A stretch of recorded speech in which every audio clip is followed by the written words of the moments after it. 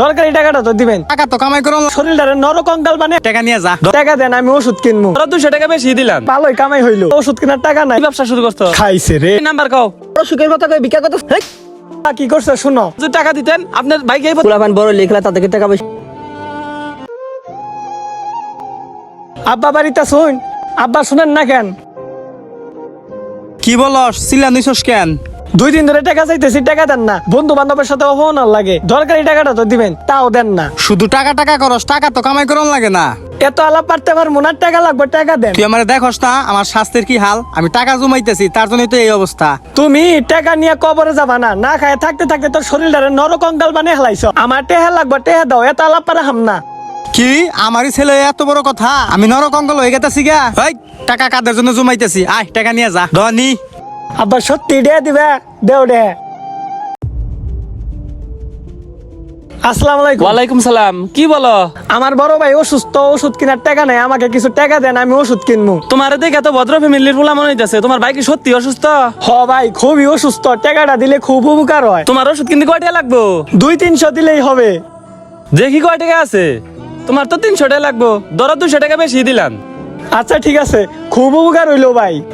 500 টাকা, সকাল সকাল ভালোই কামাই হইলো। যাই হোক, কত জায়গায় কত টাকা খরচা করি, আমার দ্বারা তাও একটা মাসের উপকার হইলো। চাচা, আমার ভাই খুবই অসুস্থ, ওষুধ কেনার টাকা নাই, আমাকে কিছু টাকা দেন।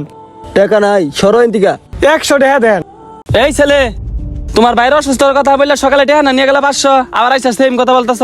কি ব্যবসা শুরু করছো? খাইছে রে, মনে হয় ধরা আমি দেখলাম। দেখি তোমার কোন ভাই অসুস্থ, ফোন করে আগে নিয়ে আসো। তোমার বাইরে ফোন দাও। এই নাম্বার কও। ভাইয়ের নাম্বার? এই নাম্বার বলো। আচ্ছা ঠিক আছে, তুলেন। আসসালামু আলাইকুম। ওয়ালাইকুম সালাম। আপনি কি শিবনের বড় ভাই? হ্যাঁ বলতেছি। আপনি কি অসুস্থ? না তো, আমি অসুস্থ হব কেন?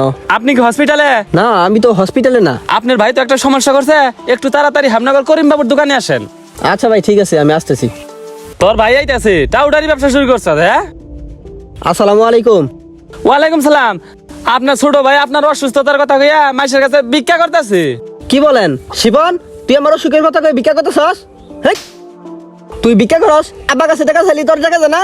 আব্বার কাছে টাকা চাইছিলাম, টাকা দেয় না। তুমি তো বাইতি থাকো না। তুই আব্বার কাছে কবে টাকা চাইছস? হ্যাঁ, সকালে টাকা চাইছিলাম আব্বার কাছে। আব্বা কি করছে শুনো। ধর টেহা নি। আব্বা সত্যি টাকা দিবে, দেও ডে।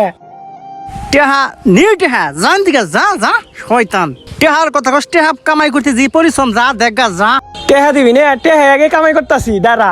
আব্বা এরকম করছে, তুই তো আমারে কস নাই কে? এই ভাই, আপনারা বইলে কি হবো? আপনি বড় ভাই, আপনার একটা কর্তব্য আছে না? আপনারা যদি টাকা দিতেন আপনার ভাইকে এই পথে যাইতো। যে কথা শুনলাম, আপনিও গিফটে, আপনার বাপেও গিফটে। ভাই বড় হইলে তার টাকা পয়সা লাগে না। টাকা পয়সা যদি দিতেন তাই তো ওই এই পথে আসতো না। আসলে ভাই ঠিকই বলছেন, পোলাপান বড় লিখলা তাদেরকে টাকা পয়সা দেওয়া উচিত। এতটা কি প্রেম করা ঠিক না। আমি আমার বাবারে গিয়া বুঝাইতাছি। আচ্ছা ভাই, আসি তালি, আয়।